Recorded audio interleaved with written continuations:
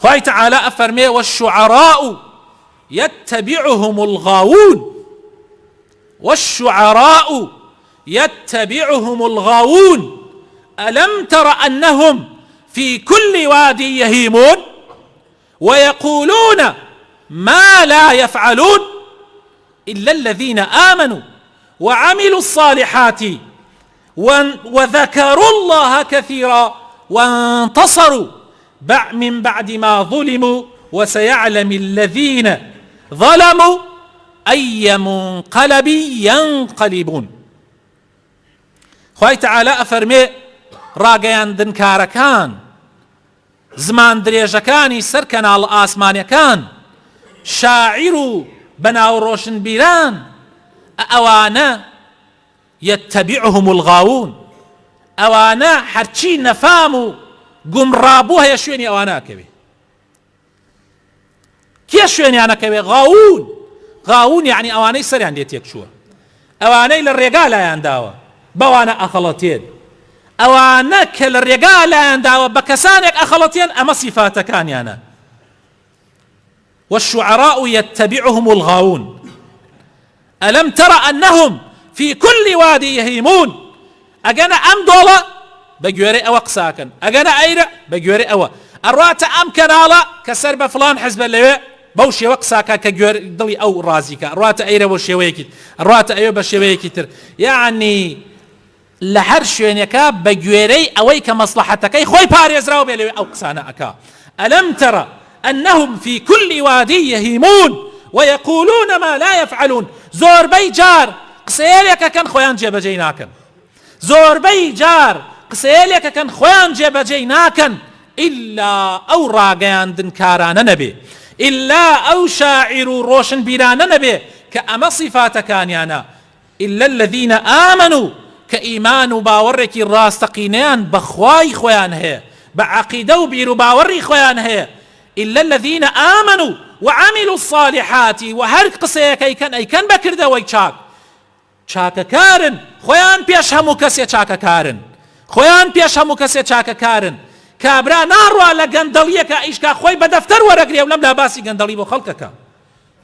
خۆی ماڭانە بە دەفتەر، بەڵام خەڵکی تر نەک دەفتەر 1000 دیناریشی پێ نادرێ، 1000 دیناریش نییە، ڕۆژ نییە، ئێمە جمعە نییە بە تایبەت، ئێمە دەیەها کەس بەگریانەوە تەلەفۆن بۆ ئێمە نەکا مامۆسا ماڵ و مناڵم لە برسا خەریکە ئەمرن.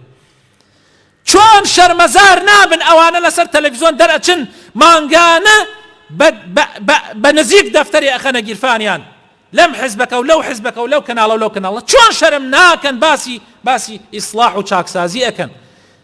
خەڵک لە برسا مرد، خەڵک حاڵی زۆر خراپە، خەڵک وەزعی زۆر خراپە، ئەوانیش هەتا بێ زوانیان درێژتر ئەبێ و هەتا بێ خەڵک ئەخەڵەتێنن.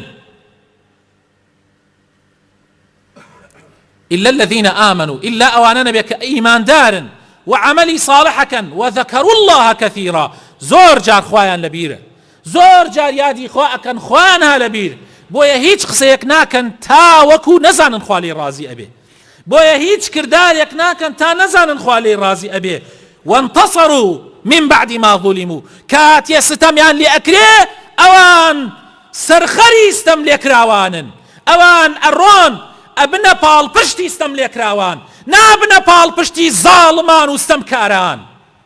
وسيعلم الذين ظلموا أو كاتا روجي خويتي أو كاتا ظالم واستمكاران أزانا أي منقلب سينقلبون. روجيتي كوا سرشور أبن سروجير أبنوا كوا سرشوري دنيا وقيامة أبن. بويا إنساني إيمان داري راسقينا، روشن بيري راسقينا، شاعري راسقينا، أوانن كوا بال بشتي حق راستين، بال بشتي هجار فقير كان. خوي تعالى لقرآن بيروزا لسورة بقرة آية 44 أفرمي أتأمرون الناس بالبر وتنسون أنفسكم وأنتم تتلون الكتاب. أمجا خوي تعالى الرؤكات أواني كوا قرآن أخوانا، أواني كوا خويان بأهل إيمان أزانا وإدعاء إسلامتي أكن. خوي تعالى بيان أفرمي إيوة أمر بخلقي أكن بتشاكا أي ملاو أي أو كسانيك لناو چینی دینداریە ئیشەکەن ئێوە ئەمر بە خەڵکیەکەن بە چاکەکردن و خۆتانتان لەبیر چووە ئەتەئمرون الناس بە خەڵک ئەڵێن چاکە بکەن بەس خۆتانتان لەبیر چووە کە ئێوە بەشێکن لە خراپەکاری ئەتەئمرون الناس بالبر بە خەڵک ئەڵێن چاکە بکەن بەڵام وتەنسەون ئەنفوسەکم بەڵام خۆتانتان لەبیر چووە ئەمە زۆر کارێکی خراپە وأنتم تتلون الكتاب لە کاتێکە ئێوە خۆتان قورئان ئەخوێننەوە ئەزانن قورئان چی ئەڵێ ئەزانن چەند تاوانە ئەگەر کردارت وەکو گفتارەکانت نەبێ ئەفەلا تعقیلون ئایا عەقڵتان نییە ئایا ژیر نابن ئایا نازانن کە ئیسلامەتی چەند لە ئیسلامەتی و لە دیندارەتی و لە کتێبە ئاسمانیەکانی قورئان و تەورات و ئینجیل و زەبور و هەموو کتێبە ئاسمانیەکان و سحوفەکانە هاتووە کەوا هەر کەسێ کرداری وەکو گفتار نەبێ خوا لێی تووڕە ئەبێ ئوسامەی کوڕی زەید سەحابەی پێغەمبەر صلی الله عليه وسلم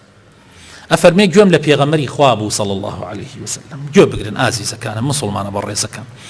ئەفەرمێ يؤتى بالرجل يوم القيامة فيلقى في النار زەلامێک ئەهێنن لە ڕۆژی قیامەتە لەسەر سەری جەهەنەم و فڕێدەنە ناو ئاگری جەهەنەم خوا ئەزانێت چەند ساڵ لەبانەوە ئەکەوێتە خوارەوە کە ئەشکەوێتە خوارەوە فتندلق أقتاب بطنه بە یەک جازگی ئەدڕێ و چی ڕیخۆڵە و مەعیدە و هینی یەکەشتێکەوێتە بان ئەو زەویە و بە دەوری خۆیان سوڕە خواتەوە فيدور بها بە دەوری ئەو ڕیخۆڵەی خۆیان دێت و ئەڕوا كما يدور الحمار بالرحى وەکو چۆن جاران گوێ درێژ بە دەوری خەرمانە گێرەیەکت بەو شێوازە ئەوانیش بە دەوری ڕیخۆڵەی خۆیانە گێراکەن فيجتمع إليه أهل النار خلقي آقري جهنم دين للاي خرابا فيقولون بي ألين يا فلان مالك أي فلان كس أما تشيته ألم تكن تأمر بالمعروف أي باشا تو نبوي بخلق أدود خلقنا تشعقبا خلقي نوابا وتنهى عن المنكر وبخلقي أدود خرافة مكان فيقول بلى الله بلى قد كنت آمر بالمعروف ولا آتيه أمرا بچاك أكرت بلام خوم جب جمنا أكرت وأنهى عن المنكر وآتيه وخوم خرا أمود خلقنا خرافة مكان بلام خوم يكم كس أمكرت